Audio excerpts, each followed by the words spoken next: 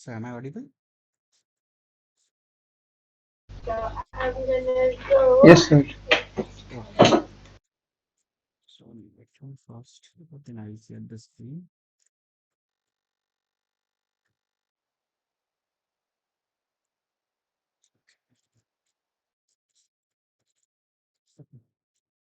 Now,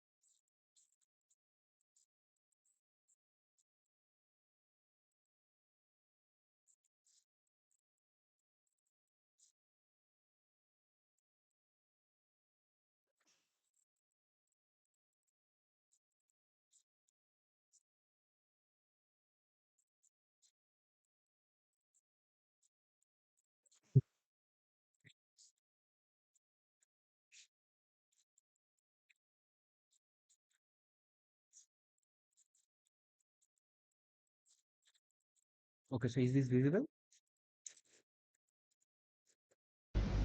Yes, sir, it is visible. Fine. Oh,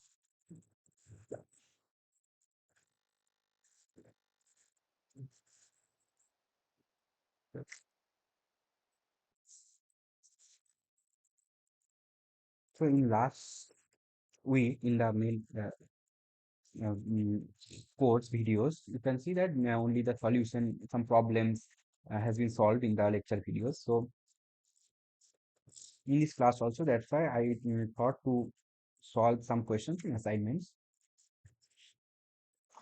Okay. That's why I asked you if you have any doubts. Mm, But then I thought that to solve the questions from assignment 5 to 8, all questions, so that because there is nothing to solve regarding the class taught in the chapter, the class taught in last week. So because only the problems from not assignment, some problems has been solved in the last week lectures, you can see. So that's why I'm solving the assignments problem in this class. Assignments 5 to 8. Okay, so I have taken the printout, but must be some. Okay, so let me start. Yes. Last week, the question number two, the low temperature limit result is not coming for hydrogen partition function. Uh, I I can't hear you properly. You can repeat. Yes, sir. Last week, Uh-huh. problem number two. Yes, yes, problem number two. There are Yes, two I. parts. One is Uh-huh. high temperature limit and low temperature limit. Yes. High temperature limit result One is minute, 1 minute. again, Uh, this problem, right? Mhm. This one, this one, right? Yes, yes, I forgot actually. this. Oh. Okay, okay, okay. If time permits, then today I will try to solve it. Otherwise, next week I will see. I also remember that two questions from your first four assignments. So these three remains, right? Okay. Okay, I will solve either in today's class or next class. Thank you for recalling me. I forgot it totally.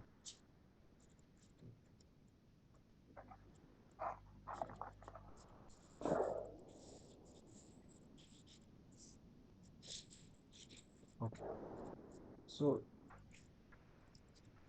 let me start with assignments questions. There are some ambiguity in some questions.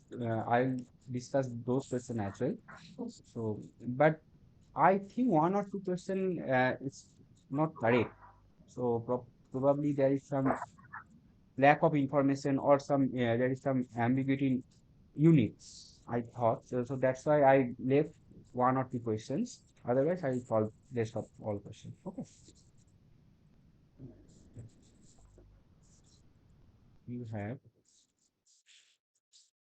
three indistinguishable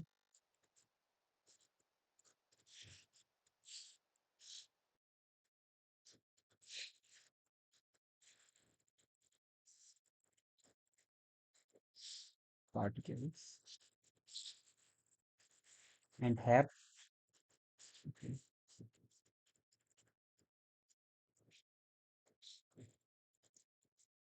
three similar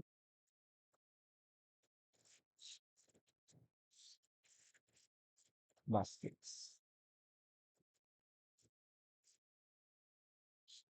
and have to place these balls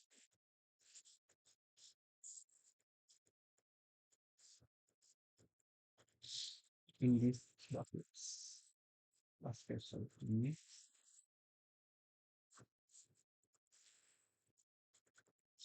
these baskets.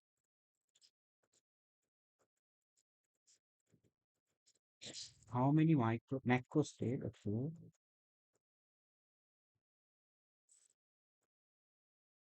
and microstates states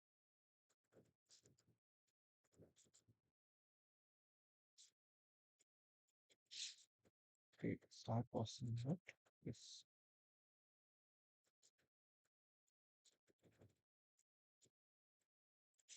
Okay, so you have three indistinguishable particles and also three similar baskets. Now you have to find out how many macrostate and microstate are possible. So in this question, particles are indistinguishable. That's okay, but they in the question they did not mention that whether the particle is classical particle, that means Maxwell Boltzmann particle, or quantum mechanical particle. In quantum mechanical particle also there are few possibilities, two possibilities. It may be either boson or fermion. In last class I discussed. So this question is actually incomplete, but in this type of question, if there is uh, not mentioned what kind of particle is this, you may consider this is a classical particle, that means Maxwell Boltzmann particle. But basically, indistinguishable is not a correct word for the classical particle. So this word, indistinguishable, this I have a issue with this one because indistinguishable means if you think, uh, let's say there are two classical balls. Okay, if you consider, you have to understand the difference between classical particle and quantum mechanical particle. Basically, classical particle, if you have to say same totally identical balls, you can have, right? Let's say these two balls are totally identical. These particles may be identical, classical particles may be identical, but they can't be indistinguishable. You can distinguish by your eyes, naked eyes, the balls, even if they are totally identical, because these are classical particle and you can distinguish those balls, those particles by their trajectories. Okay.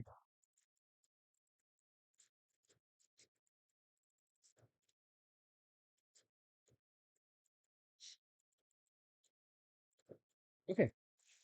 Because trajectories, I don't spelling is correct now, but okay. That we have to just identify which, let's say this ball is A, but there is no mark. In real, there is no mark. Two balls are totally identical. Think yourself that you can anyway identify which ball is A, which ball is B, just by keep eye on one ball. If you keep an eye on one ball, let's say that is ball A, then always you can distinguish that ball from the other ball. So in classical particle, for classical particle, they are always distinguishable, though they are identical. You can distinguish. So basically, that's why the classical particle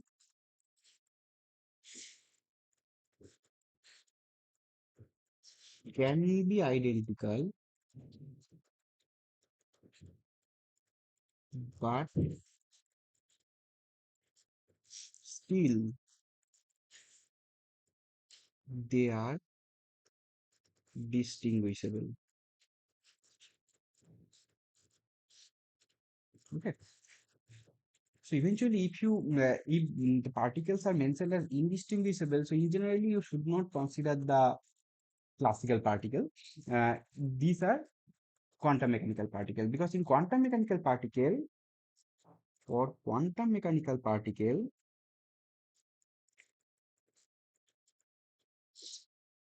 they are indistinguishable.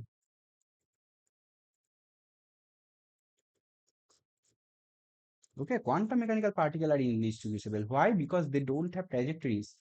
This is the basic difference between a quantum mechanical particle and a classical particle. Let you are considering a quantum mechanical particle. This is one electron and this is another electron. First of all, these are not particles. They have wave nature, you know, from wave particle duality. For quantum mechanical particles, the wave nature is very much prominent. Though in classical particle, there is also wave nature, but still you know that for quantum mechanical particle, this is very much prominent. So that's why these quantum mechanical particles are also wave.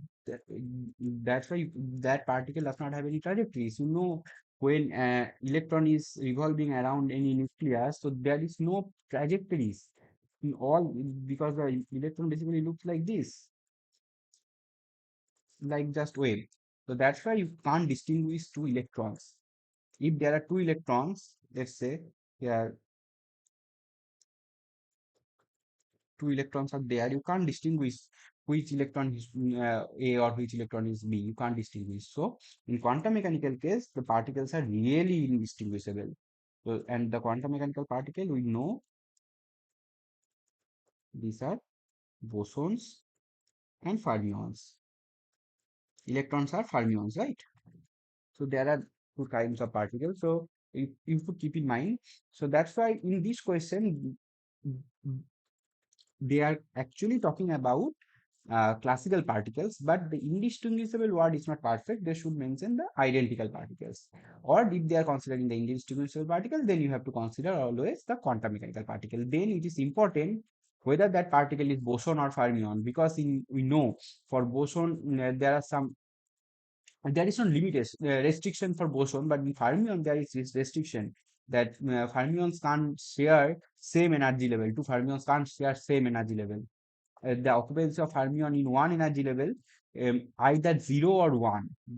Right? Because in Pauli exclusion principle, in one subcell or in one orbital, two electrons can reside, but they have to have the different spin. With same spin, they can't be in one same orbital. Then what happens in that case? Two particles, two fermions will be reside in the same energy state. That is not allowed. Okay, so that's why here the particle is boson or fermion, that is not mentioned. So we can consider the particle as an identical classical Maxwell-Boltzmann particle. So if this is the case, then you can now solve the question. Let me solve now. Okay, so three indistinguishable particles. So let's say three balls are there, and you have three buckets or baskets, whatever it is. So now, what kind of macro state you can have? First, macro state. Excuse me, sir.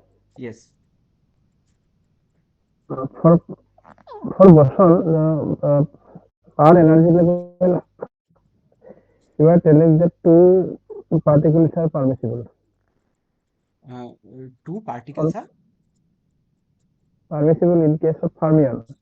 uh, in fermion, two particles cannot reside in one single energy level. If there is only one energy level, let's say two fermions cannot be there. It may be either 0 or 1. And in case of boson, there is no restriction. No restriction. Infinite number of particles can be there in one level. Okay, sir. Thank you.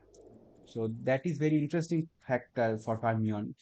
That's why you can say that the number of energy state that must be equals to the number of particle or maybe greater than that. Can't be less than that, because the occupancy is either 0 or 1, right? Because let's say you have 10 fermion, then you must have at least 10 energy level. Otherwise, the system will not be stabilized because 10 fermions, one fermion can reside in one energy level. So two fermions cannot be reside in one energy level, right? So max minimum 10 energy level should be there. Maybe 20 may be there because 0 or 1 is allowed, but greater than, so there is a fact that Ni, uh, the number of fermions is must be less than the number of energy levels. Yeah, something like that. It should be there. But in case of boson, there is no restriction. So in general, that's why in general, you can remember that when you have studied the relation from macroscopic partition function to microscopic partition function, that Q is equals to Q to the power n for classical particles and Q equals to Q to the power n divided by n factorial for bosonic particle. This is correct. But for fermionic particle, you can't formulate any kind of relation between between molecular partition function and ensemble partition function. This is ensemble partition function, and this is molecular partition function. That is not possible due to that restriction. So that's why in general, when it is quantum mechanical particle, we generally consider bosons. We don't consider fermions until that is mentioned in the question. Okay.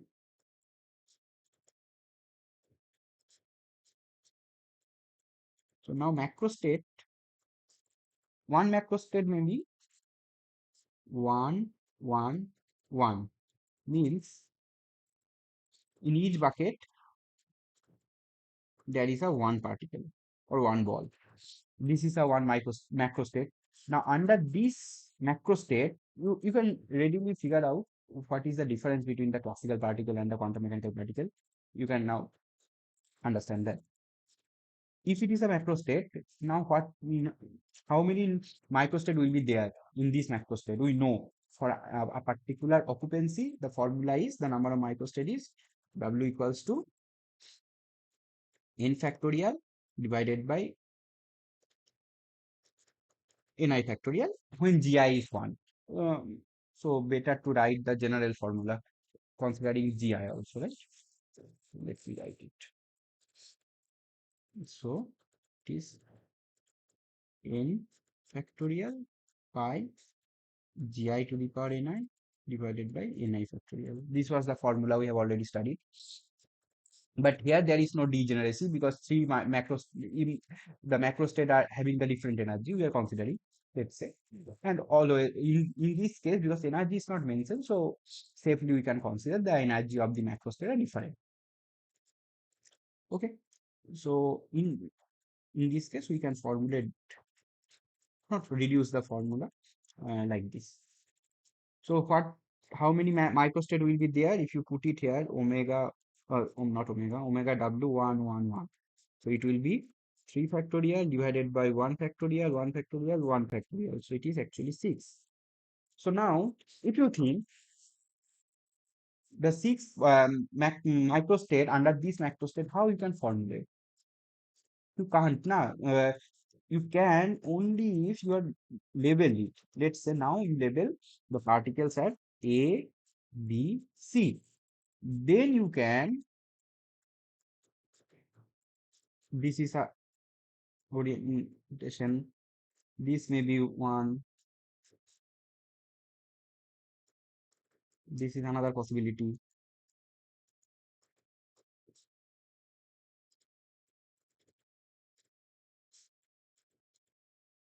CAB or one more. So these 6 possible orientation are there, right? Arrangements. Now, if you just consider this particle like this, though these are identical, if these are indistinguishable, when you can't distinguish between A, B, and C, you can't have the 6 number of microstate under this microstate.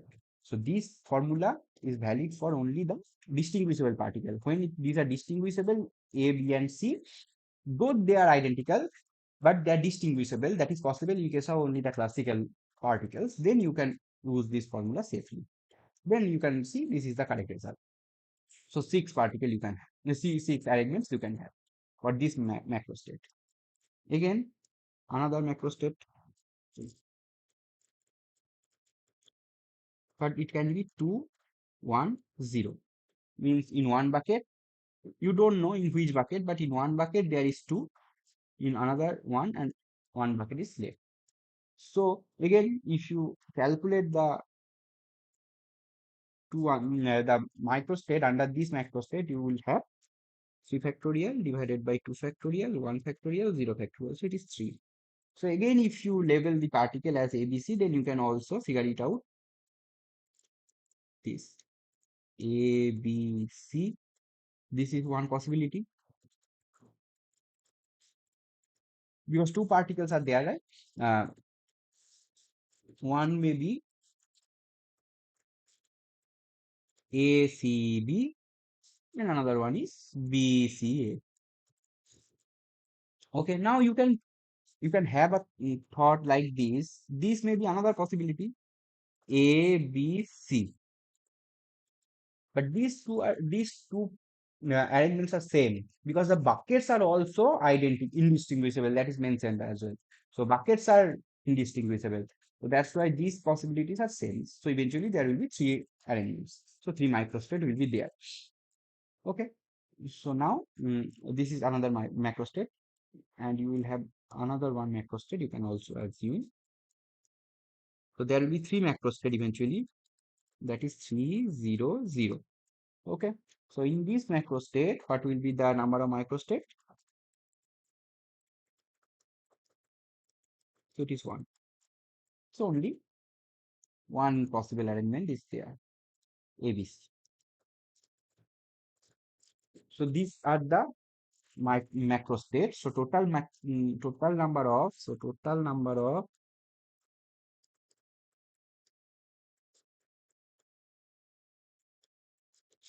macrostates 3, and total number of microstate 3. One is 111, 210, 300, 3,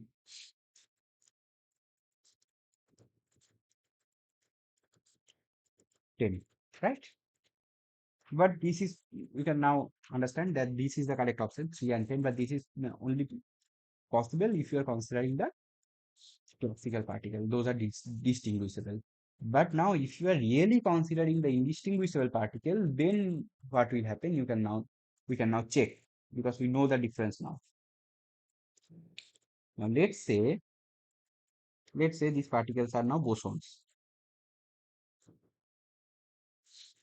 If these are bosons, then what will happen? For the microstate 1, for the macrostate,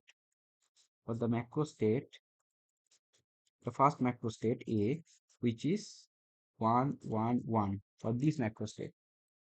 Now you can think there are three particles, three buckets, and in each bucket there is only one particle. Now think these balls are indistinguishable. You can't distinguish. Or for simplicity, you can think all balls are A, right? Because you can't distinguish three balls. All are looking like same. Now you can readily say there will be only one microstate, this AAA.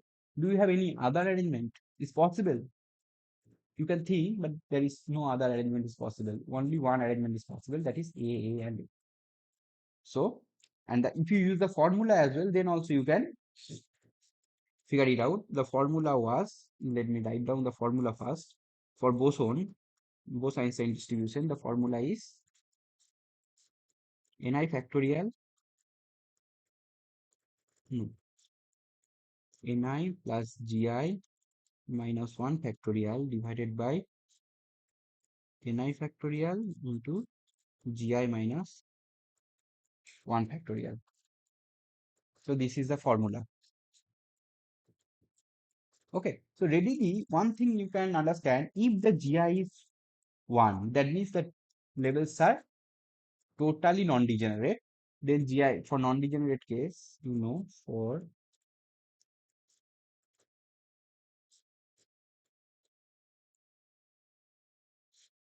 the Gi is 1. So in that case, always Be will be, just put Gi equals to 1 for non-degenerate case. It will be Ni factorial divided by Ni factorial to 0 factorial, so it is always 1. So for non-degenerate case, it will be always 1. Here also this is non-degenerate, so you will have only one microstate. So omega 1, 1, 1, or let's say omega W, whatever you can say, is 1. Similarly, for other two, you will have one microstate. Let's say the macrostate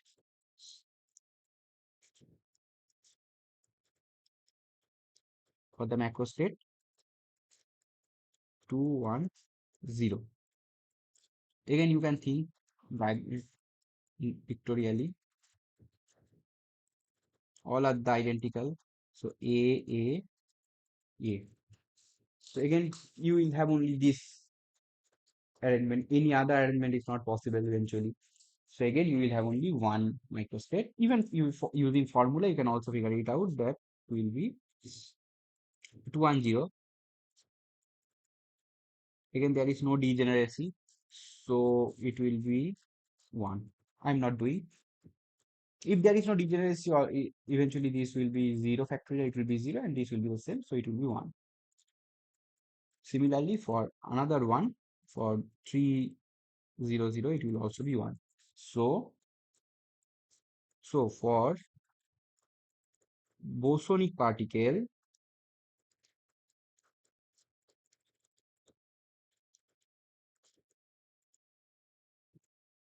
the number of macrostate equals to the number of macrostate, right?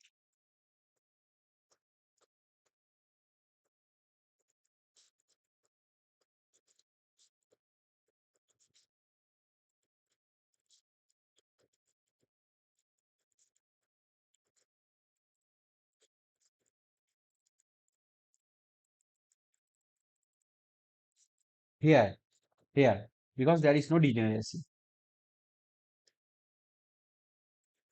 If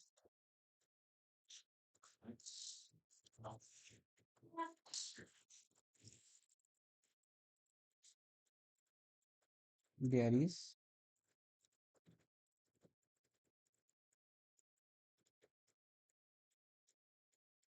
is no degeneracy, right? Okay, so at last we can also check for the fermions as well. What is the formula for the fermions? Let me,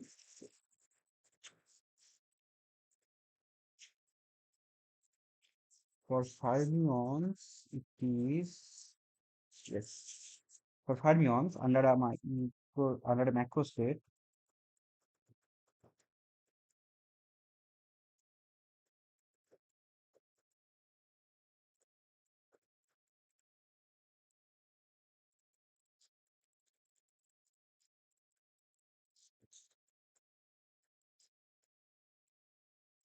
it is gi factorial divided by ni factorial gi minus ni factorial.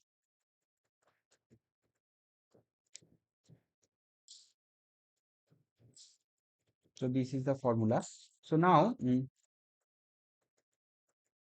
for I have mentioned before that for fermionic case the gi must be greater than ni, right?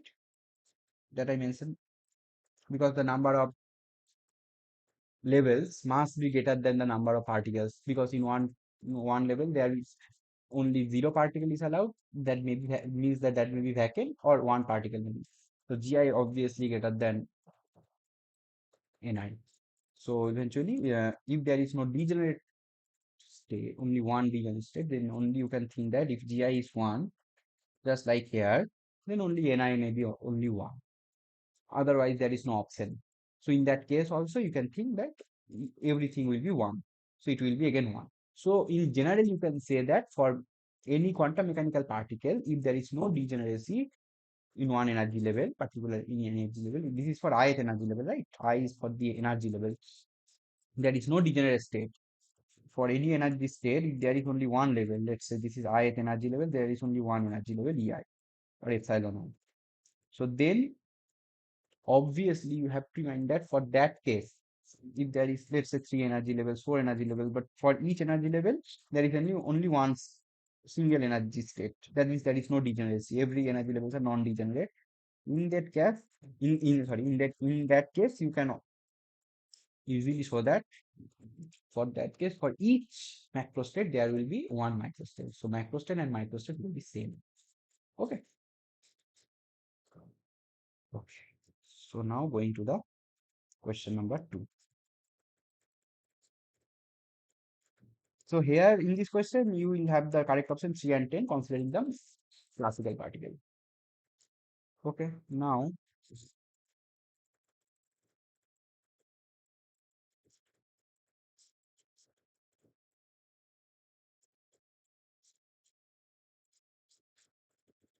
using Boltzmann distribution, the probability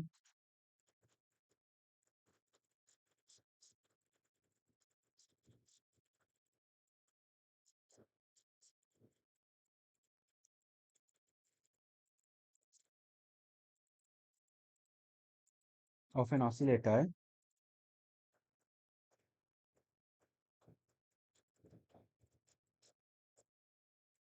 occupying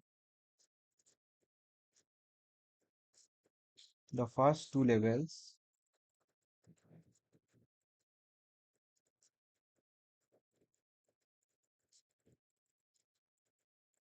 n equals to 0 and 1 is found to be, sorry, 0.637 and 0.223, and the probability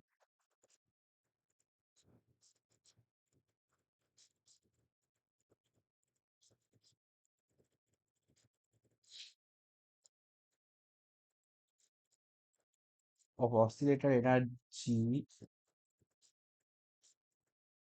of oscillator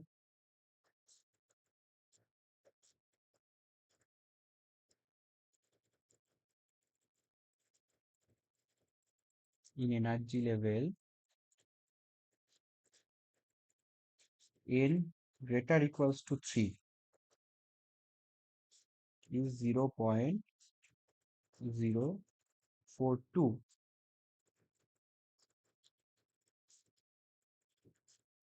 Then what is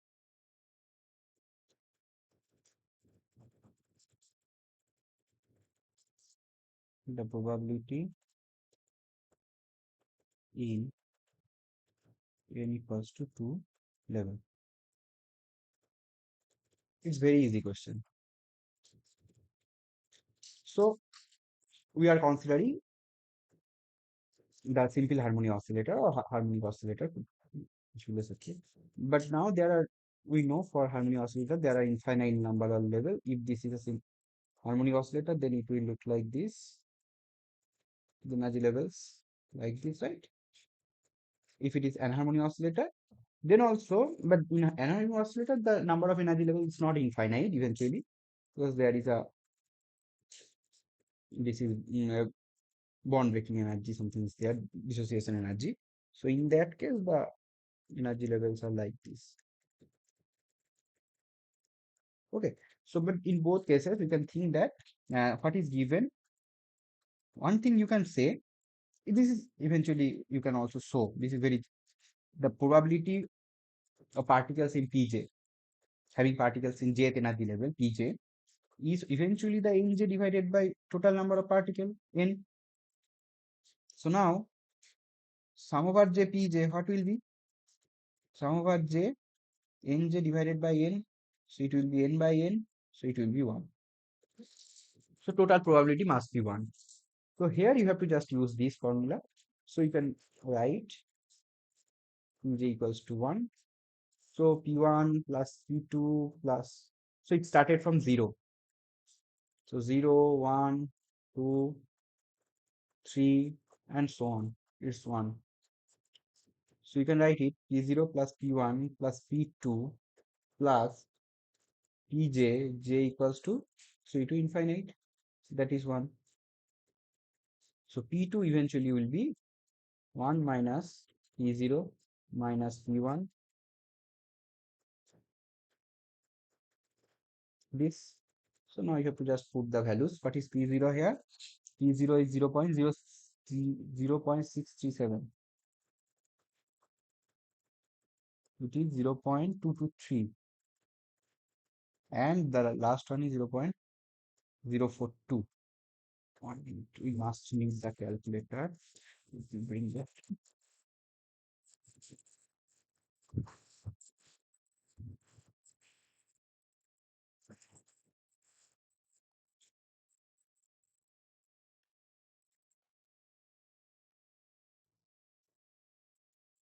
it will be 1 minus 0.0.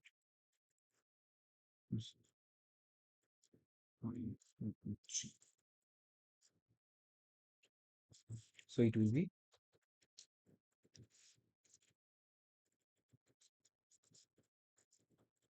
2.09. Okay. So this was option C eventually. Okay. So going to the third question now.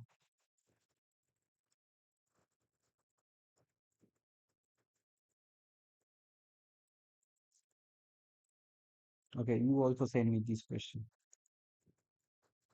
When temperature tends to zero, value of the single energy part single particle single particle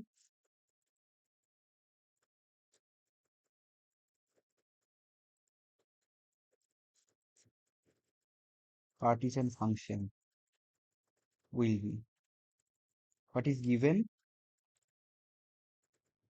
that degeneracy of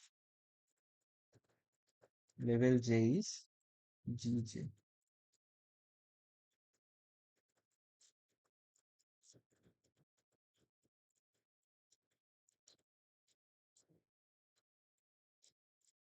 Okay. So now for this case, this question is very interesting question. Let me do it. Then we will discuss.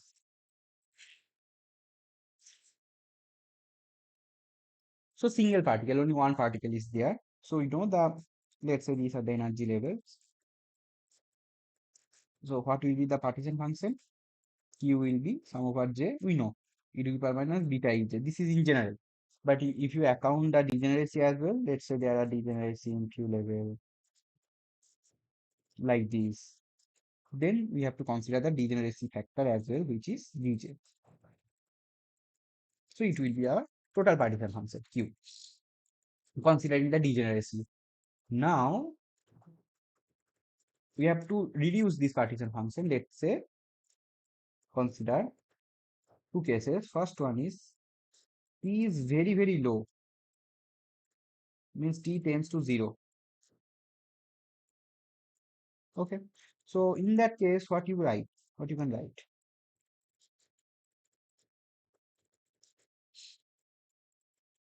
Q will be first you have let me write the general formula. Now look at it. E to the power minus beta epsilon j. What is j? What is beta? Beta is inverse temperature, so you can write it Ej by kBt. So it is 1 by e to the power Ej by kBt. Now if t tends to 0, when t tends to 0, so when t tends to 0, e to the power Ej by kBt, it will tends to infinite, right? So e to the power minus beta Ej will tends to 0, correct? So if it is tends to 0, then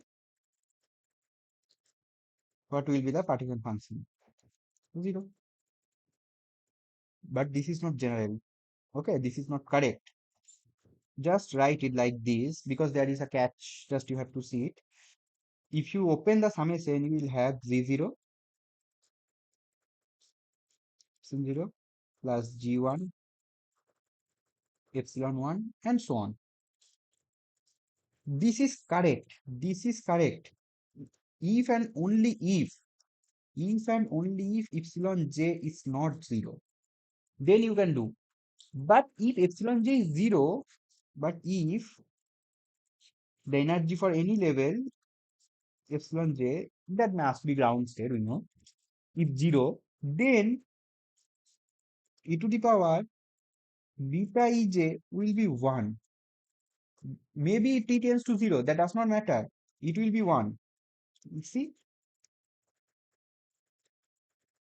maybe t tends to 0, but as ej is identically 0, t tends to 0. It has some value.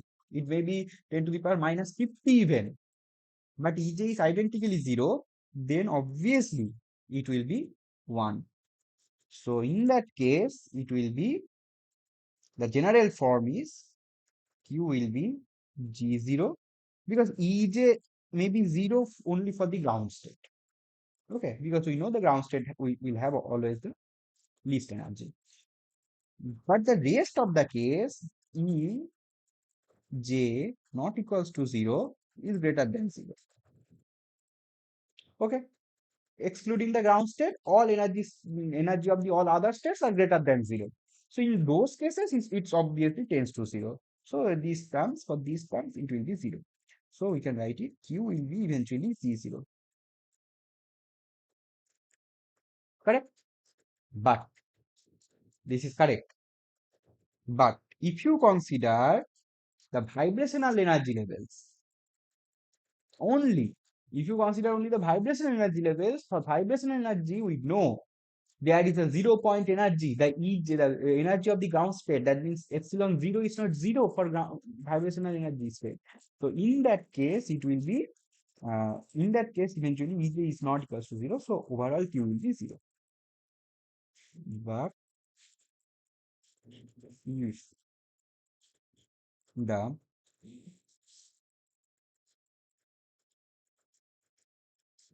ground state energy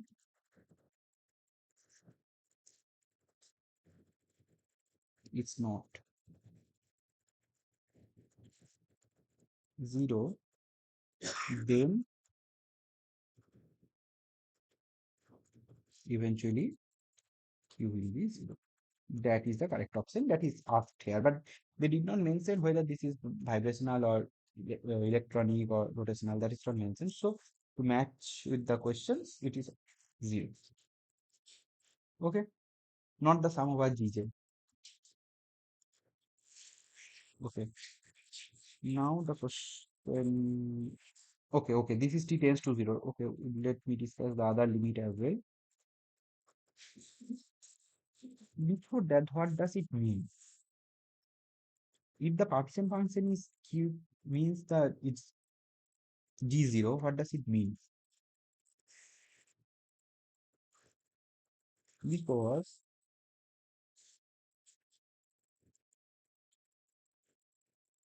let's say the physical meaning of this q is, if q is g0, what does it mean? That there are all other energy levels as well. We know the probability Tj is eventually e to the power minus beta Ej divided by q. This is right. Now you put P0 is actually 1 by G0. But other Pj for j not equals to 0, it is 0.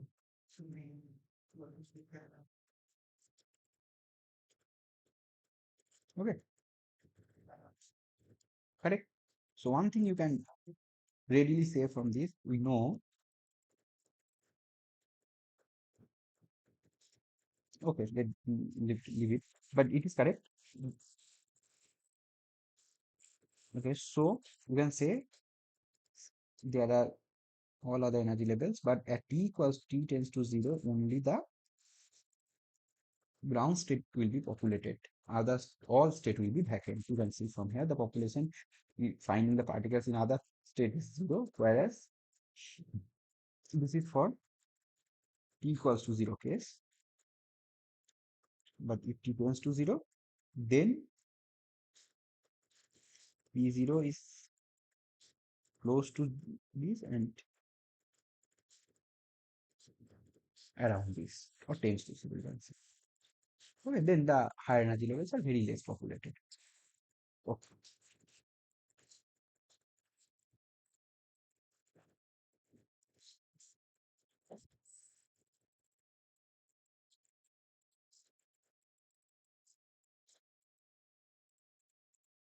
Now, the other limit, t tends to infinity limit.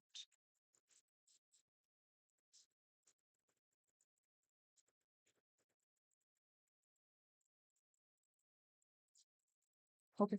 For if t tends to infinity, then eventually you can think that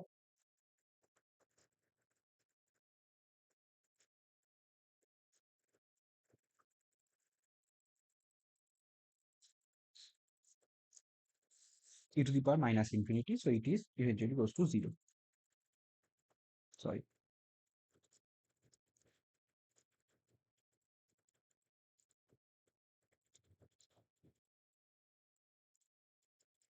it is infinity, it goes to one. Okay, so if it is goes to one, then e to the power minus beta ej, that will also goes to one because one by one is one. So in that case, the q will be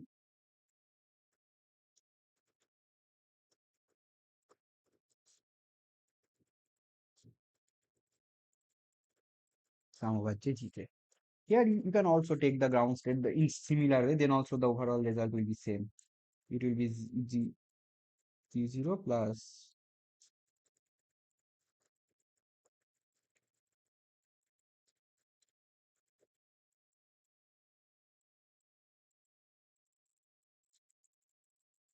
so it is in general. Okay, now you calculate the probabilities. What does it mean? The probability Pj will be 2 power minus beta ij divided by q. It is q, so it will be, this is 1 divided by j. Hence, you can say that all pj's are equal.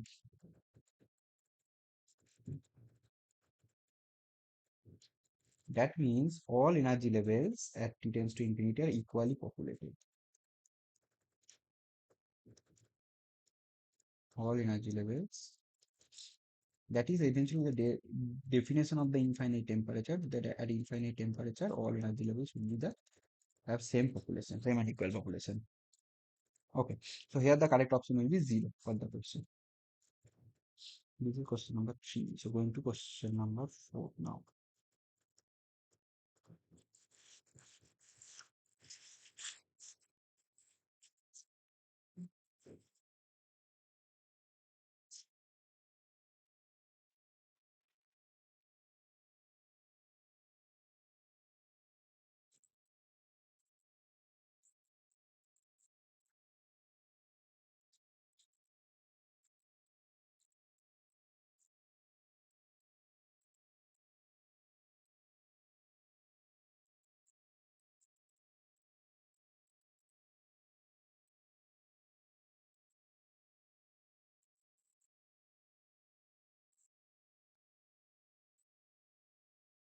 The translational partition function of hydrogen atom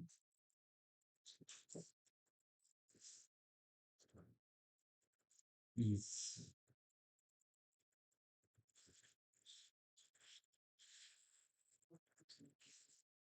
8 into 10 to the power 23 at 307, sorry, 3700 Kelvin in a volume of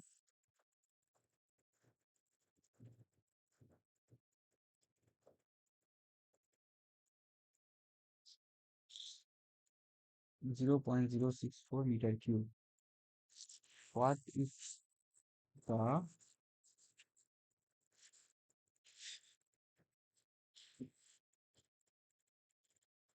okay, thermal wavelength value in meter?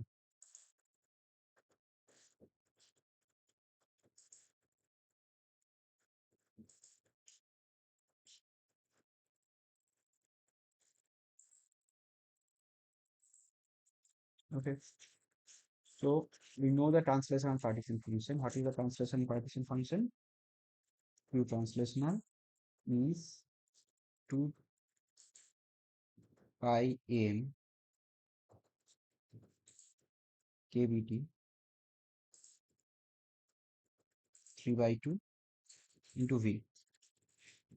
So this was written as v by lambda q, where lambda is the uh, where lambda is defined as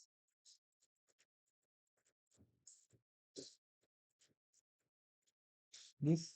This is eventually the thermal wavelength or the de Broglie wavelength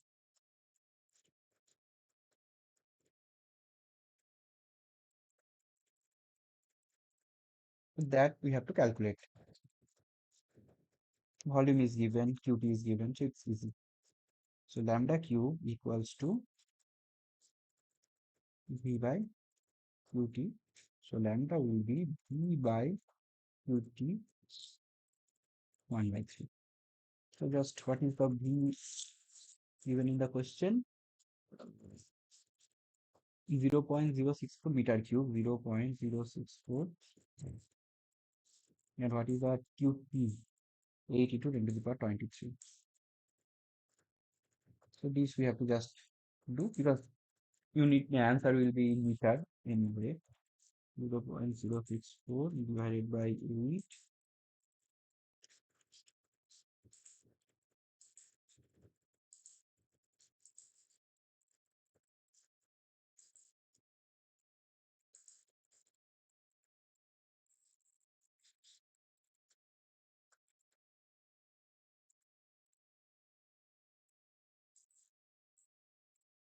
That is 0.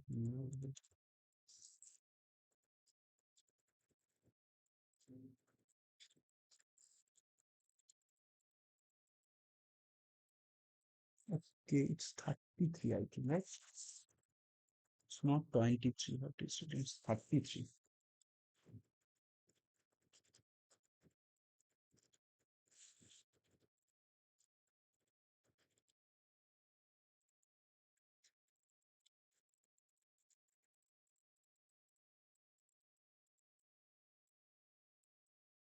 So it is 2 into 10 to the power minus 2 meter.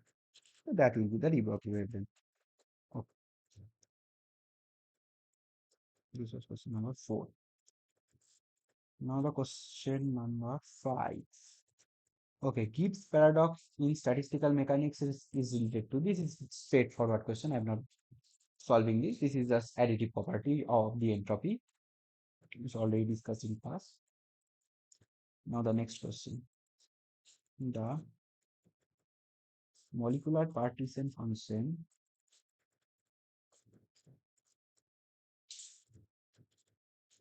for a system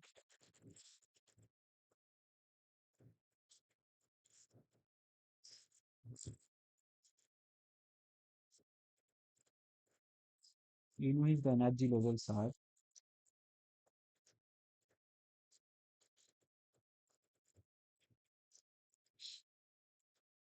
equispaced by E.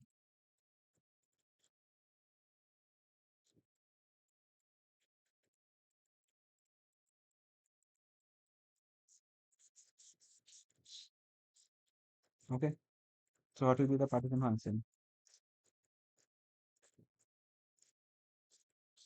Okay, if the degeneracy is not mentioned anywhere, then we have to consider all states are non-degenerate. Okay, if that states are degenerate, then it will be mentioned. Okay, so now it can be written as e to the power minus.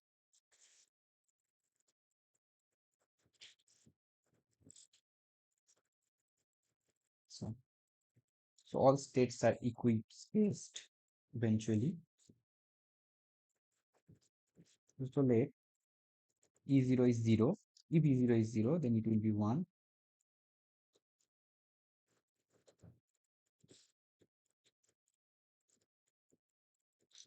Something.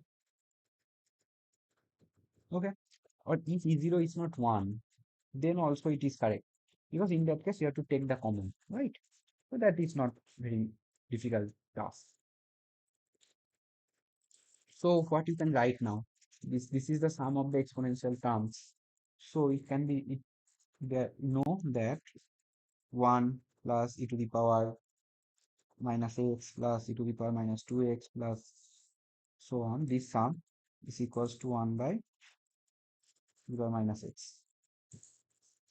Okay, this is because the x to the power n, sum over x to the power n is equivalent to 1 by 1 minus x when x is less than 1 provided, then only it's valid. So if you use this, then readily you can write the above relation as 1 by 1 plus e to the power minus beta epsilon.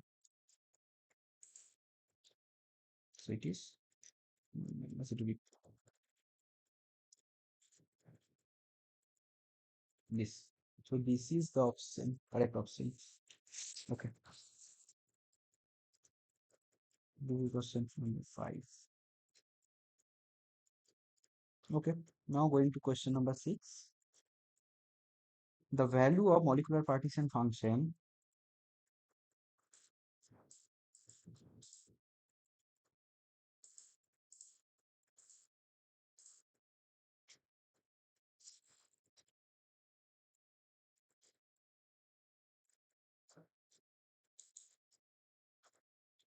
of NO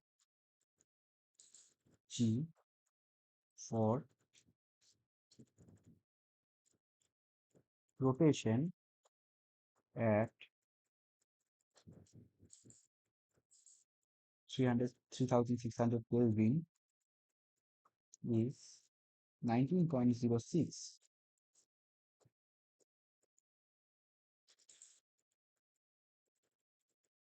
What is the value of the characteristics characteristic rotational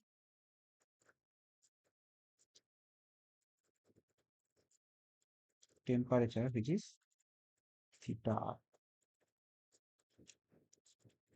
Okay. Again, molecular partition function is given. So what you can write?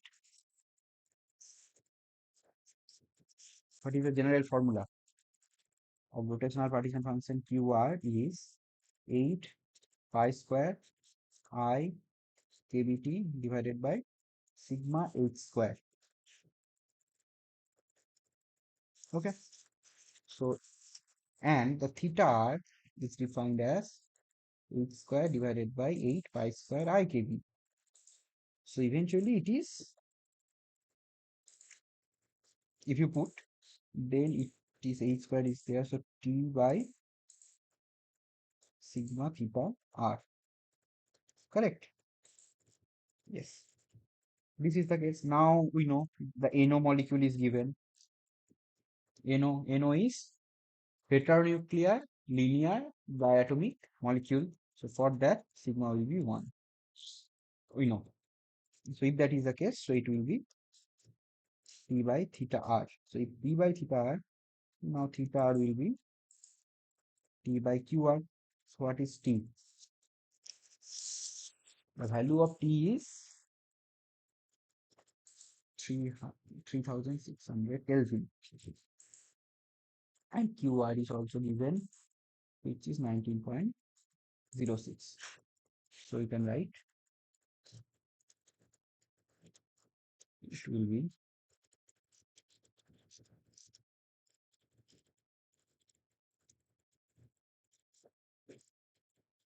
188.877 Kelvin. Okay. Okay. This is question number 7. 7 or 6. 6. Now question number 7. So before going to question number 7, let me drink some water.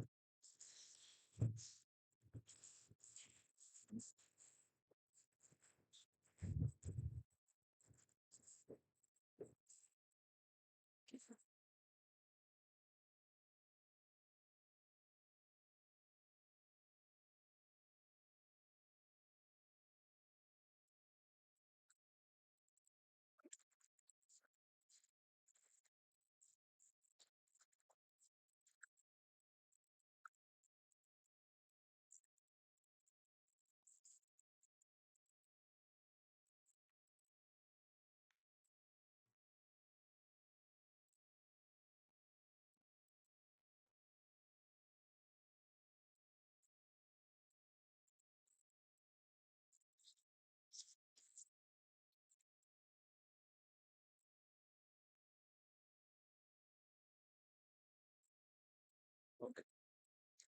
The partition function of a system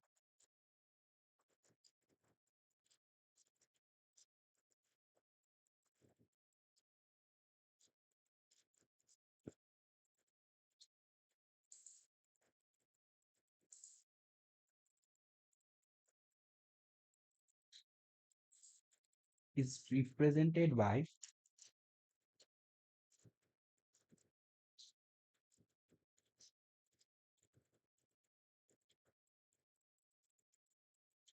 Q, which is equals to exponential AQ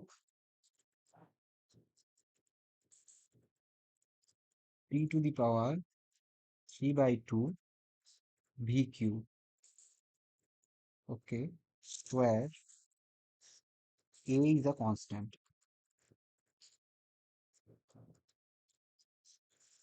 Calculate average pressure, okay,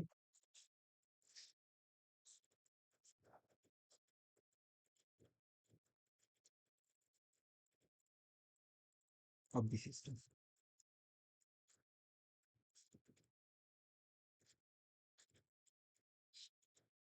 And KB is given as a Boltzmann constant.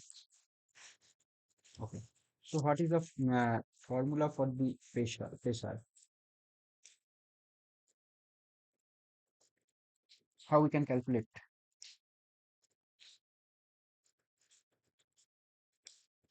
The average pressure will be, we know for any quantity, for average any quantity X, it is Xj Pj. Pj is the probability. Don't confuse with the pressure. Probability. For pressure, it will be this pressure of the jet state and the probability. So if you calculate this, you will have the pressure as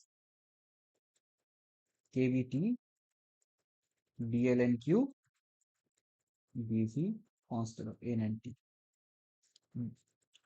So this is the formula. So this derivation has already done in the class. Okay.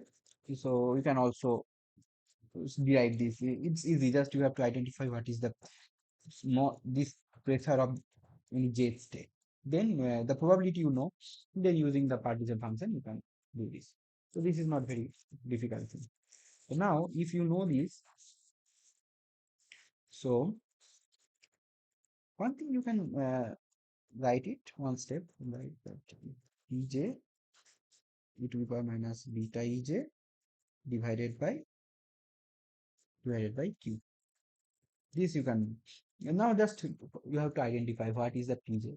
Pj is basically for that you have to relate the classical thermodynamics equation with the statistical equation. Then you can identify what is the pressure term and what is the heat and what that U equals to uh, d cross q plus b cross w, you know. So from there, this is eventually pdv and it is tds. So tds minus pdv, du equal to tds minus pdv. So just you know the du, if you calculate du, that means u equals to ts minus pv, or you can write it like, let's say u is equal to uh, okay, but du equals to, this is correct, du equal to tds minus pdv. So from here, by comparing that, you can do that. Let's say if you do, we know the U is the average internal energy. How does it look like? That kb u square dlnq dt nv, right? So just now you can, pressure will be minus del u del v at constant s. So just using this formula, you have to just differentiate with respect to volume. You can evaluate what is the pressure. Okay. Already this is done in the class. Now we'll use this formula and we'll just solve this problem. So what is the information they have given? The Q they have given, right? Yes. So just now you have to put what will Q is exponential AQ t to the power 3 by 2 VQ. So ln q will be aq t to the power 3 by 2 vq. So dln q del v. So that's why here del v is coming, because if you see there del v was there, right? Okay, so now dln q del v will be, this is constant. Eventually, this is for constant temperature, and n is eventually constant here, so it will be through v square. Okay, so now you put it. The del v will be 3 kb aq. There is only one p, so 3 by 2 minus 1, it will be half v square.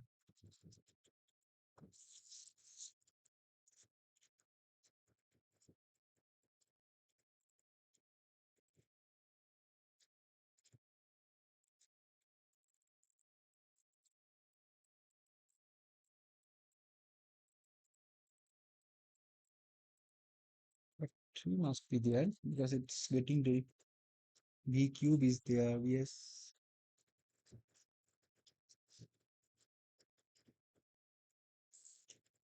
so it's not matching with the question. The options. Oh, but it's 5 by 2. How? Oh, okay, okay, it should be 5 by 2. What I'm going to. Yes, yes.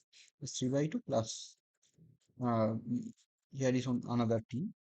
So it will be 5 by 2. Yes, it's right. So this is the option. This will be the answer. Okay.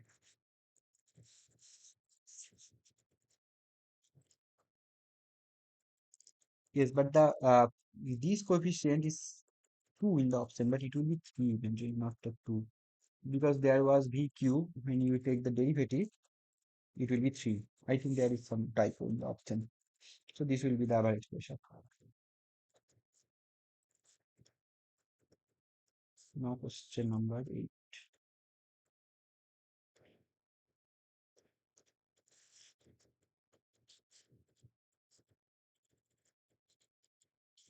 This is I'm just stating, in a grand canonical ensemble, a system A of fixed volume is in contact with a large reservoir B.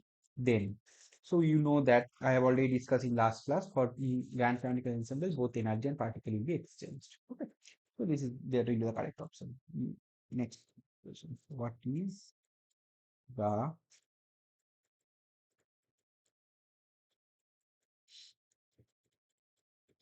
fraction of O2, which is gas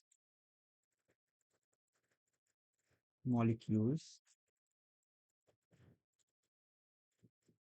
in V equals to 0 and V equals to 1,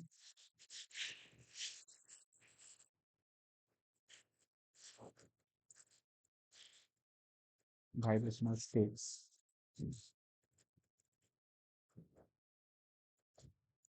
at 383 Kelvin.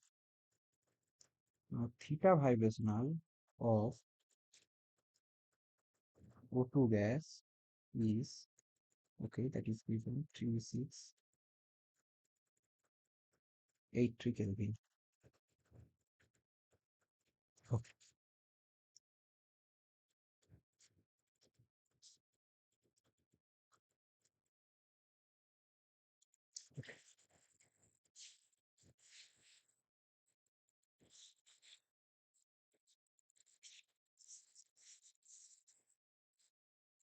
what is the fraction of molecule in V0 and V1 vibrational state?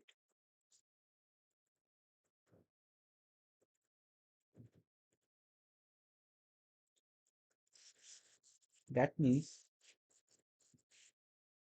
we have to calculate N1 and N1 divided by N0, I think.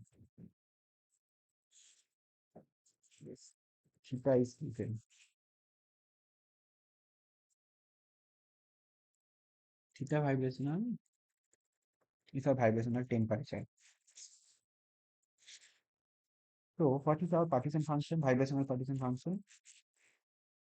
Vibrational partition function QV in general, it is e to the power minus theta by 2t, where theta is actually theta vibrational and 1 minus theta by 2. This is Q vibrational. And temperature is also given. So Q vibrational is given. If Q vibrational is known, then what will be P0? It will be e to the power minus beta epsilon 0 divided by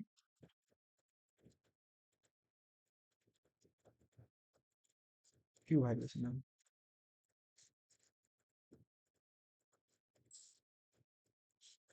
What is that needed? It will be a numerical exercise otherwise, because theta is everything is given here. So if you do, let me do theta vibrational. So it is theta by 2t. This is 383683 divided by 2 divided by,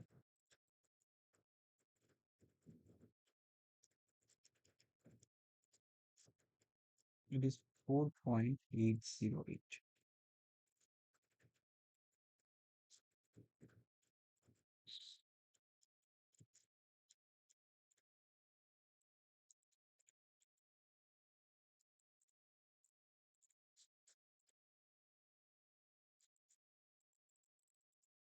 Okay, so now if you do it, then it will be e to the power minus 4.808 divided by 1 minus e to the power not 9.6. It will be 8.16 into 10 to the power minus 3. This is the partition function. Okay. And what is the form of this theta vibrational? Theta vibrational is eventually h nu by kb. And epsilon 0 is, we know, that is half h nu. So you can write it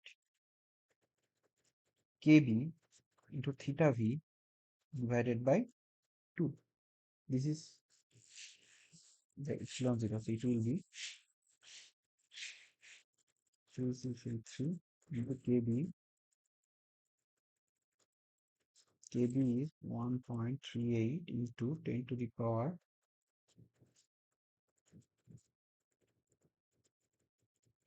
minus 23. So it is 2.54 into 10 to the power minus 20. Okay. So now you can calculate this. So this is epsilon 0. Now beta, then in case of beta epsilon, okay. Beta to do beta epsilon 0 will be epsilon 0 by kbt. So it will be kb theta v by 2 kbt. So it is eventually theta v by 2t that we have already find out. So it is e to the power minus 4.808 divided by QV, which is 8.16 into 10 to the power minus 3. So you can write it e to the power minus 4.808 divided by,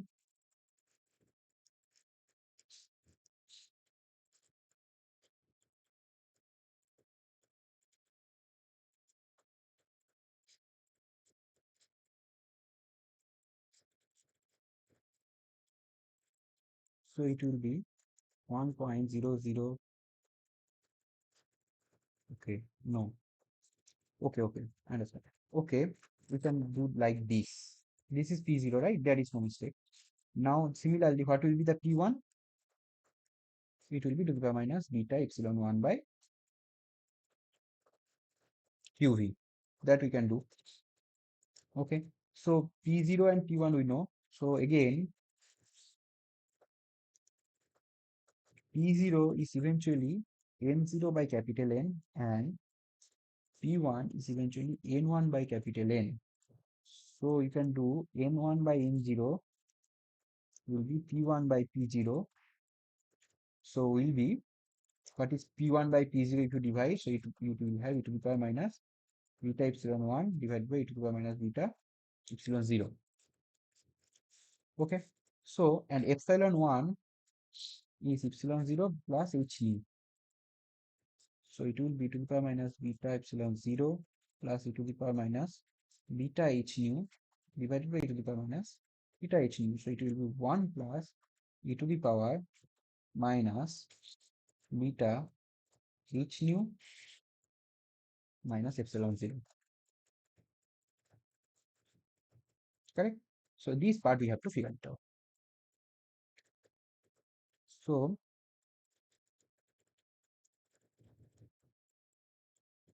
epsilon 0, so you can write it 1 plus e to the power minus beta h nu into e to the power beta epsilon 0. So beta epsilon 0 is theta v by 2t. So you can write it theta v by 2t. And beta h nu is eventually h nu by kbt. So it is theta v by t. So it is theta v by t. Okay. Now you can write it. So it will be minus it will be theta v by 2t. So now e to the power minus theta v by 2t is, we have already put 4.808.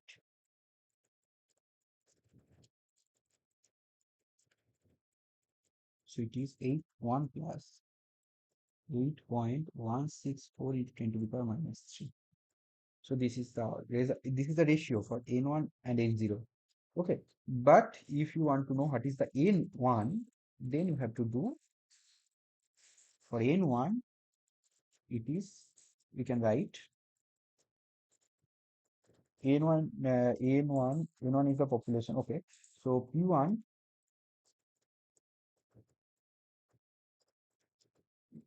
the fraction there was, okay, p1 is n1 by n. So in that case it is, e to the power minus beta epsilon 1 divided by capital N, sorry, not, this is q. So this we know. So in that case also you can do, it is e to the power beta epsilon 1. So let's say beta epsilon 1 is eventually beta epsilon 0 plus h nu.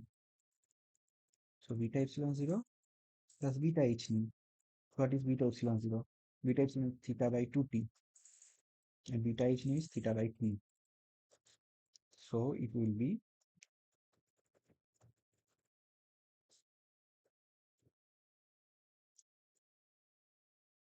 so we can write 2 theta by 3 theta by 2t. So 3 theta by 2t divided by q. So then again you can do it. What is 3 theta by 2t? So theta by 2t is 4.808 into 3. So now e to the power minus 4. So it is 5.44 into 10 to the power minus 7 divided by q. So what is q? Q was 8.16 divided by 10 to the power minus 3. So it is 6.66 into 10 to the power minus 5. This is the fraction of b2 in the first exercise test that is asked. Okay, the question.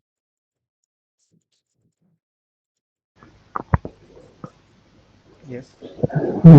Sir, please explain whole steps once again Mhm. from the beginning. Yes. Please explain once again all the steps from starting. Uh, Repeat it, please. Your sound is echoing. This this method, please explain once again the all steps Okay, in this okay, program. In this okay. I'm explaining. Let's say. Okay, let me erase it. Not, let, what is given? Given the theta vibrational, right? So let if you have doubt, you then readily stop me now when I'm explaining, right? Let's say this is theta v that is given 3683. Now they have asked what is the fraction of O2 molecule in V0 and V1. Okay, let's say we are calculating the fraction of molecule in V1. That means the probability of finding a particle in V1, which is P1. So P1 we have to calculate. Let's say P0 similarly we can calculate. So first we have to calculate P1. Okay. So what will be P0 and what will be the P1? This is the by definition we know P0 is e to the power minus beta epsilon 0 by QB and P1 is e to the power minus. This definition we know that for Pj is e to the power minus beta Ej divided by Q, where Q is eventually the sum over of J e to the power minus beta epsilon J. This definition we know. This is eventually equals to Nj divided by capital N. Okay. So we have to find out for P1. So P1 it will be e to the power minus beta epsilon 1 and it is Q. So it is equals to N1 by N. Similarly for P0 you can also find out this will be the case. Okay, so for that we have to find out what is Q, beta epsilon, these things needed. What is given? Given theta vibrational. Theta vibrational is eventually h nu by kb. And for harmonic oscillator, this is for harmonic oscillator they have mentioned vibrational states. So for harmonic oscillator, we know that E0, the ground state energy, is half h nu, right? So what will be the E1? E1 will be 3 by 2 h nu. You know, this is the E1, 3 by 2 h nu. Just now relate. From here you can write h nu is eventually theta v into kb. So it will be 3 by 2 into theta v into kb. Okay, now what is here? Beta epsilon 1. So e to the power beta epsilon 1 is there. E to the power beta epsilon 1 will be e to the power minus beta epsilon 1 is 3 by 2 theta v kb. Okay, and beta is 1 by kbt. So you can write it 3 by 2 theta v kbt divided kb divided by kbt. So kb will be cancelled out. So it is e to the power minus 3 theta v by 2t. This is correct. So it will be, and it what will be e to the power minus beta e0? It will be beta and e0 is similarly just half instead of 3 by 2, it will be half. So it will be e to the power minus theta v by 2t. Okay. Yes. So this is the case. Now we have to this term we have already find out. Now we need Q. Then we can easily calculate. What will be the Q? The formula of QV is we know e to the power minus theta by 2t divided by 1 minus e to the power minus theta by t. Okay.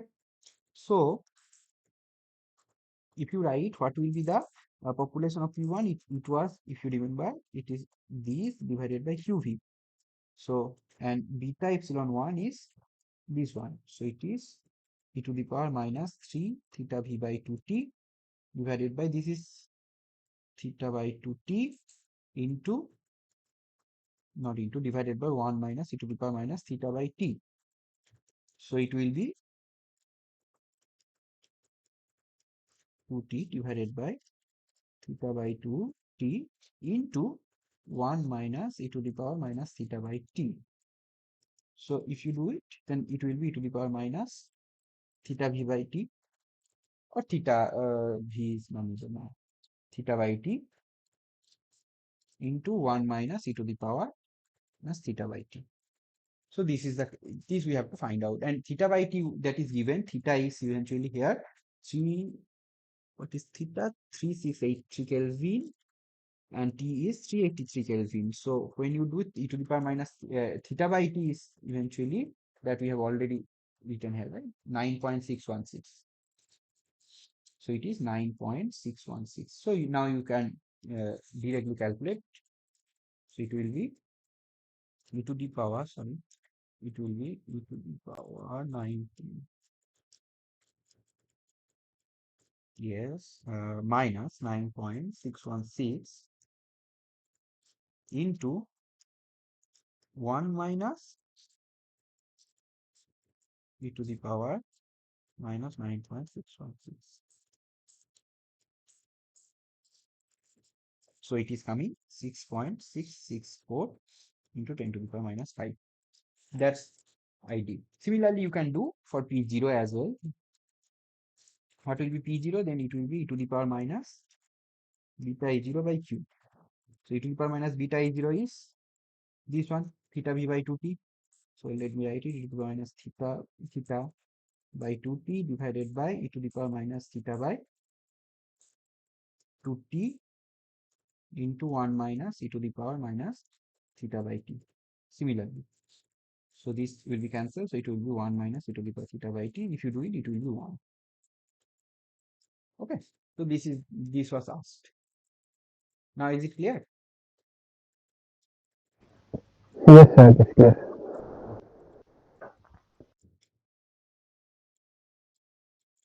Okay. So now question number,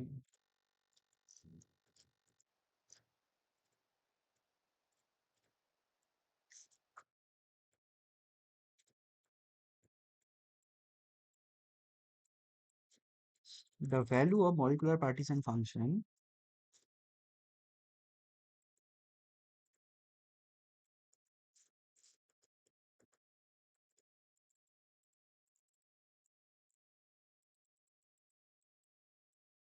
of carbon monoxide gas for rotation. Okay.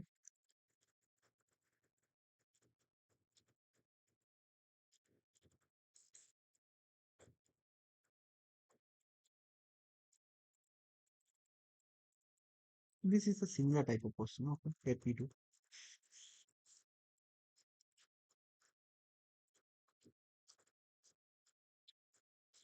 What is the value of the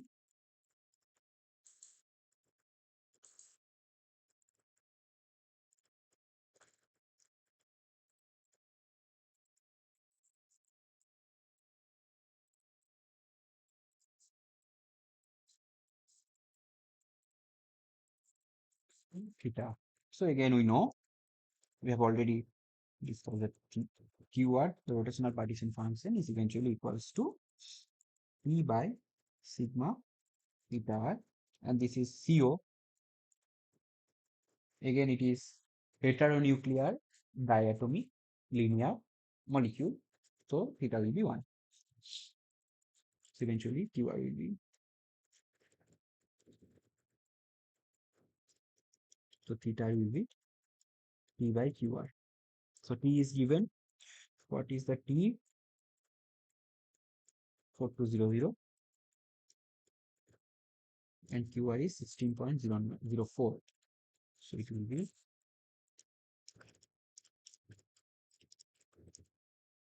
261.84. Okay. This is trivial question. Now the 10th one.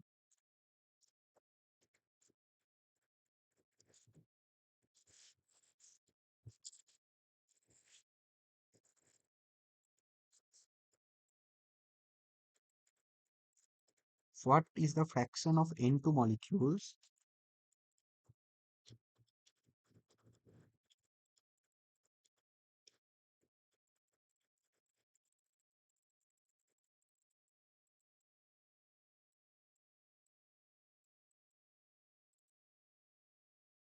this is the same type of question. Okay, so let me do, and in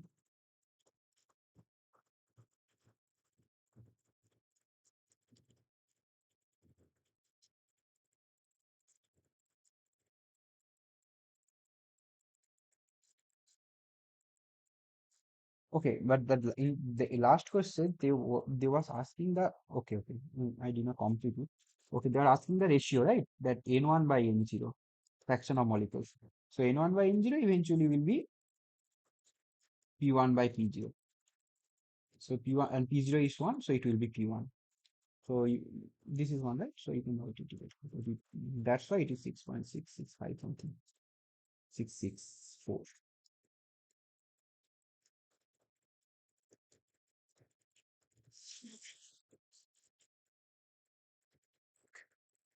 So now this question I will solve, but in different approach.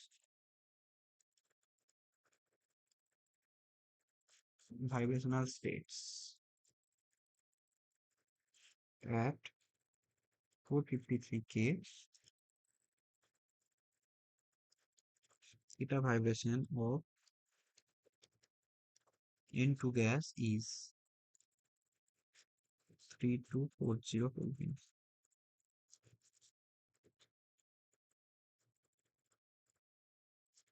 So now again they are asking N1 by N0, so it will be eventually P1 by P0. So N1 by N0 we know that will be to the power minus beta E1 minus E0. From here the everything was derived, right? Because we know that Ni is eventually proportional to Gi into Gi is the degeneracy factor. If you ignore that, then it is e to the power minus beta epsilon I. So if you take ratio, then you get this. Beta is the kBt, 1 by kBt. So now this is the, and we know this will be the h nu. For vibrational case, we know each levels are equipped by h nu, energy h nu, and beta h nu will be h nu by kBt. So it will be power theta v by nu. Directly you can do. So it will be power minus, what is theta v? 3240, and what is t? 453. So it will be,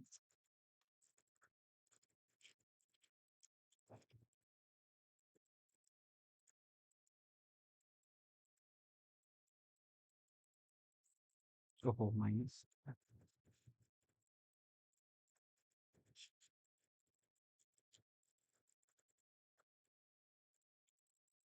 it will be 13240 divided by 453. Okay, so e to the power minus answer. It is 7.8583 actually, 10 to the power minus. So you can do it in this way, it's directly, but it is possible if they ask the ratio. If they don't ask the ratio, then you have to follow this total procedure. Okay, if you they ask differently that P1 and P0, then you have to do, or P2, then you have to do total step. But in case of ratio, you can directly do this.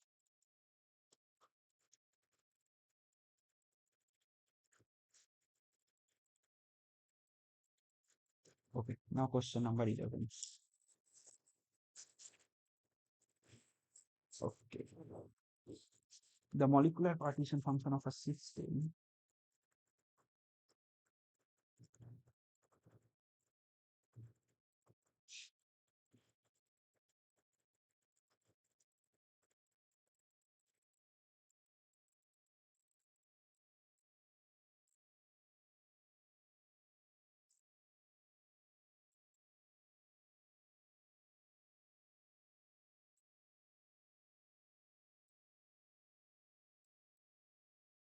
it is given as kBt divided by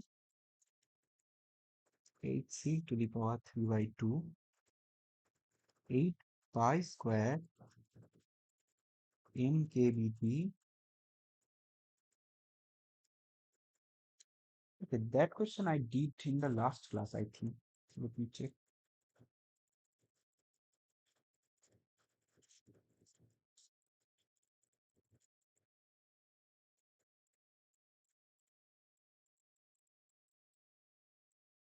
Yes, this question.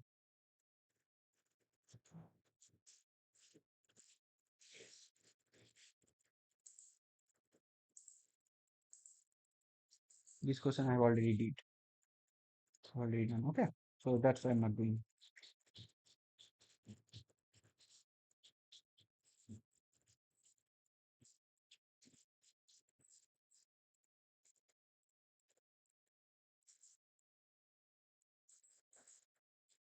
Oh, let constant different question. Consider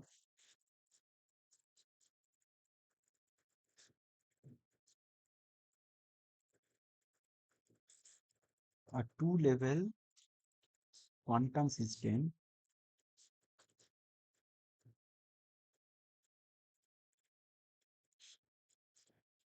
with energies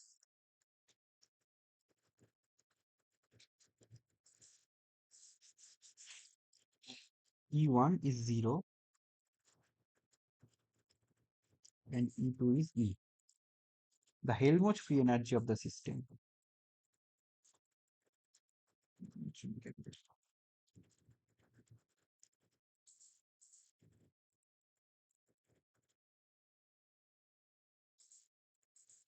Helmholtz free energy of the system is, that we have to identify what will be the Helmholtz free energy. Okay. So what was the formula of Helmholtz free energy?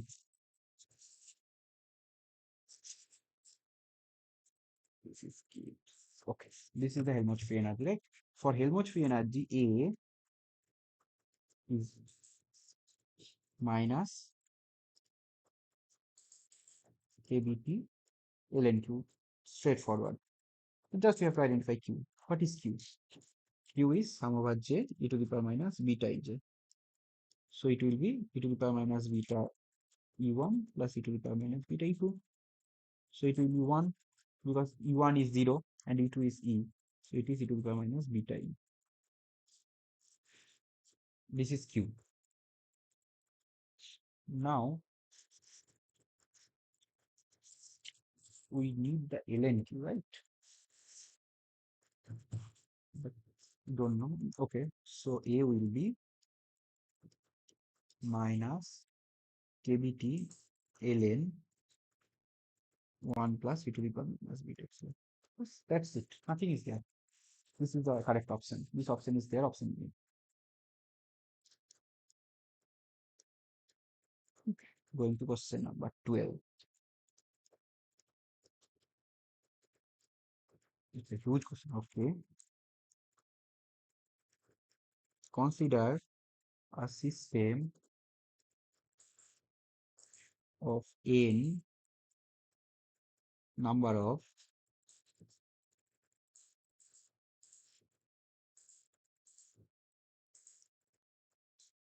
non-interacting distinguishable, that means the classical Maxwell-Boltzmann particles where each particle can be in three energy levels only. Okay, can be in three energy levels only. The lowest one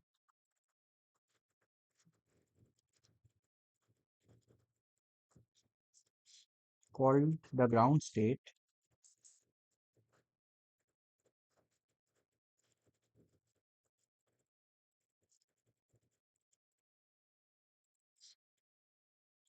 is non-degenerate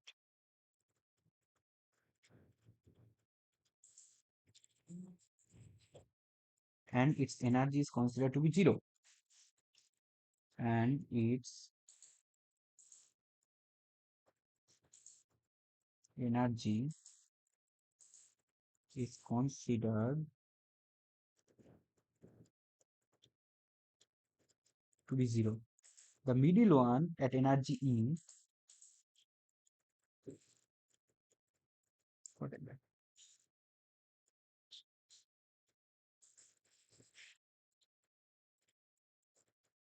the middle one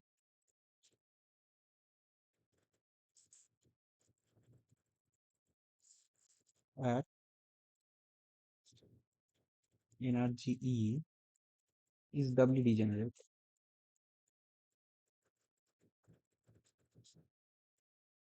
The highest one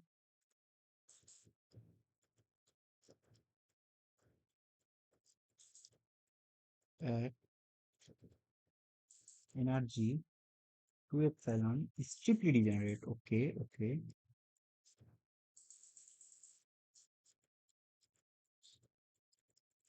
Considering canonical ensemble,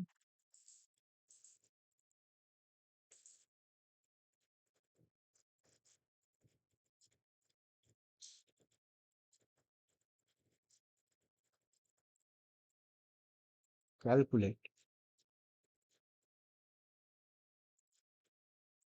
the internal energy.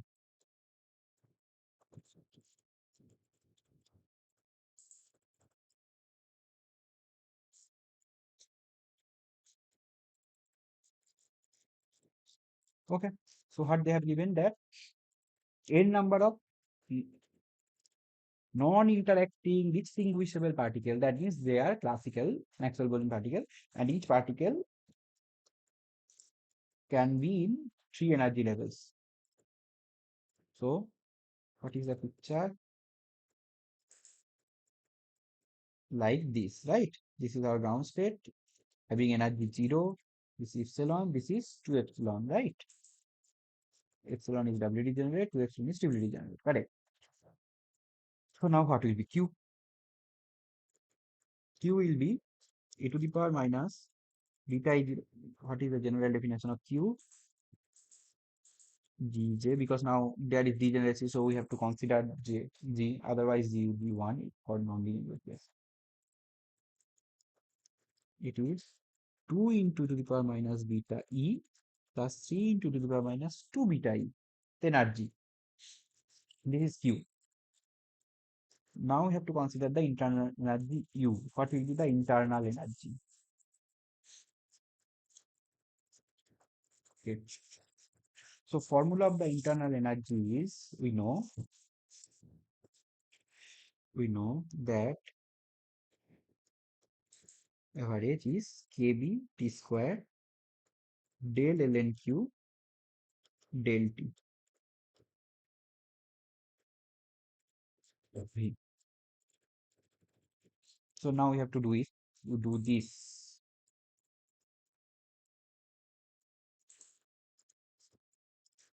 and total internal energy will be, this is U eventually, so it will be n kb because n non-interacting particles are there.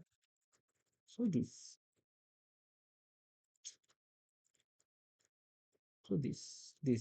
we have to calculate this.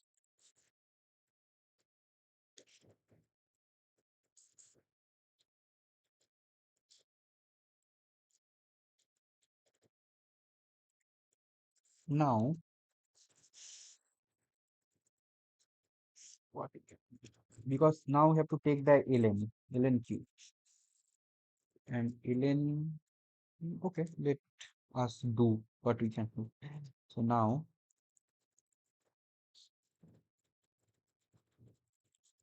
ln q dln q by dt. How the dln q dt can be?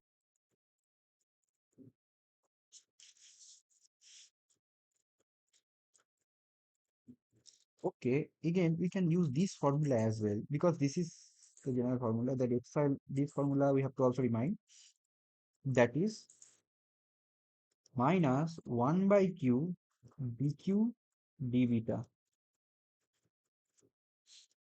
Okay, this is another formula because now if you put the beta equals to 1 by kbt, you will readily go in this formula.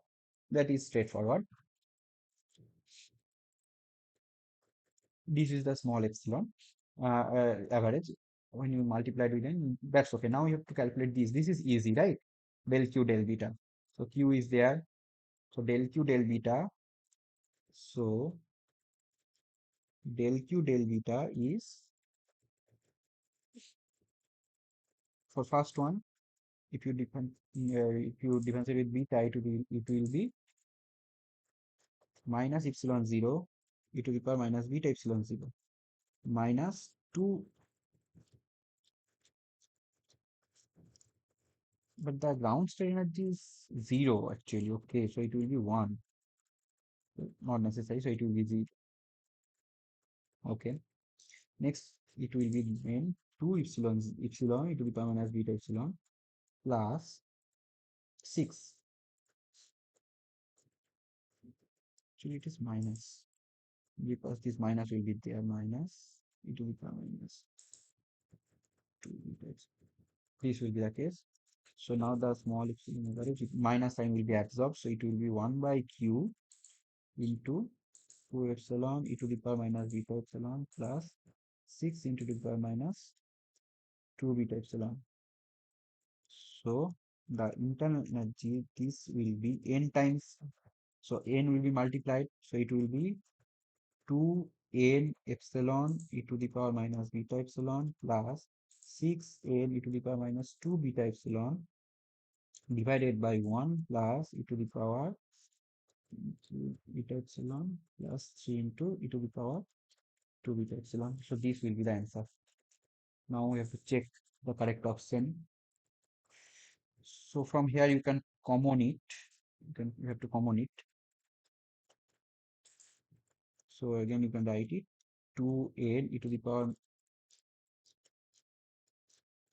2n.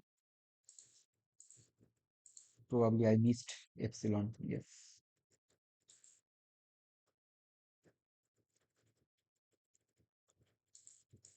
So 2n epsilon e to the power minus beta epsilon to common 1 plus 3 to the power minus beta epsilon. Excellent.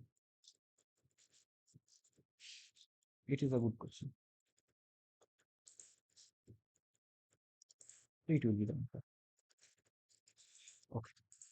So now you can also take do the calculation taking this form, this form. Then it will be longer even. Otherwise, the result will be the same. This is question number 12. Now going to question number 13.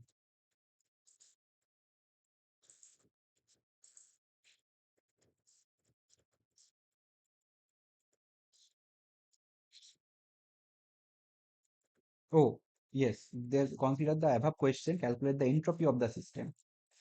Okay. So let me merge it. Internal energy and entropy.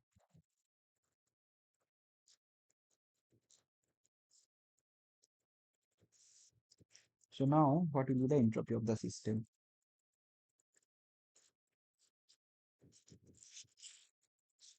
Entropy is, what is the formula of entropy? Del S equals to Kb ln Q plus Kbt Bln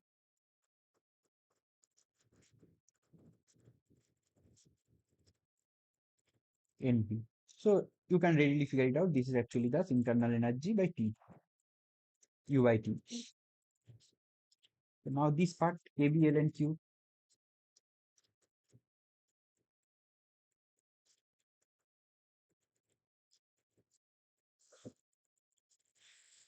for n molecule there will be n Kb. So this is our general case n Kb ln Q. So now you can just write n Kb, what is ln Q? 1 plus 2 into to the power minus beta epsilon plus 3 into to the power minus 2 beta epsilon and U by T. So U by T, T is eventually Kb beta. No, beta is 1 by Kbt. So T is 1 by beta Kb. Or not necessary. In option they have keep it as T. So just you have to divided these total things.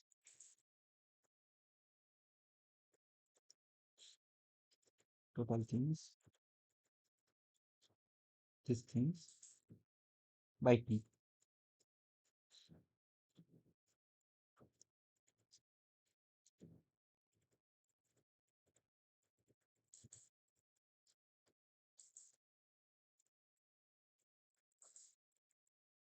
So this will be the answer.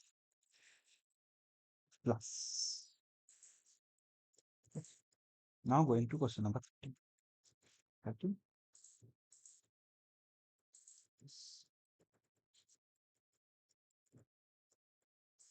To consider uh, three levels of quantum system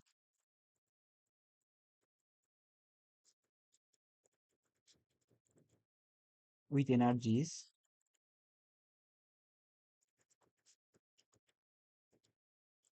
E1 is 0, E2 is E, same like above problem, and E3 is 2E. Oh, again, that like just have a problem, calculate the Helmholtz free energy. Helmholtz free energy, it's easy, nothing. I'll not do. Helmholtz free energy is minus KBln Q. Everything is there. So minus for in particle, not in particle even. So Kb molecular, so it will be Q. So ln 1 plus, here no degeneracy is there.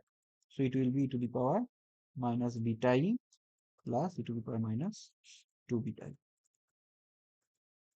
Nothing is there. Now the third question. Sorry, last question. Question number 14.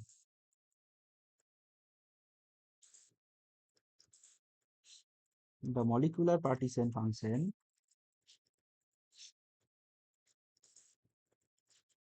of a system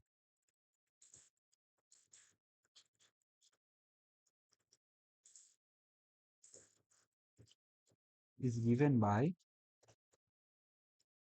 Qt equals to at to the power 4, where a is constant.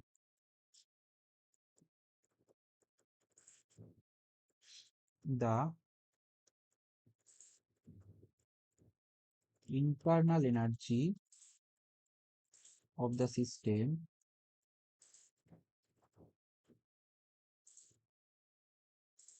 for 1 mole. What will be? Q is given as a into t to the power 4. So, what is internal energy for one particle? It will be kb t square d ln q dt. So now, what is dl? What will be the ln q? Ln a plus 4 ln t. If you differentiate it, then it will be kb t square. First term is 0, second term is 4 by t. So eventually it will be 4 kbt. This is for one molecule. For n number of molecules, the internal energy you will be Avogadro number will be multiplied. So it will be Na, Kb, T, 4 will be there. So 4 atoms. That's it. Okay. So I think I have done all the assignments question from 5 to 8. 2 or 3 questions I left. Not two, three, just 2 or 2 questions I have left. One question is this: in a classical microcanonical ensemble for interacting particles, the fundamental volume in phase which is regarded as equivalent to 1 microstate is. This I thought, according to my concept, it will be h to the power 6n, but it is given as h to the power 3n as the correct answer. So that's why I did not do, because I have to think little bit with this question. This question, that's why I left. And any other question I left? Yes, yes. One question I have left with this random walk problem, one-dimensional random walk problem, because this question is not clear. What is F here? F does not mean, though it is discussed in class, uh, but still this random walk problem has some ambiguity, I thought. That's why I did not discuss. Okay, I will again look at these 2 questions and I will discuss in next class. Also, that doubt in the last class I did not solve that one. Yes. Okay. So regarding this class, if in these 14 questions, if you have any doubt, you can ask me.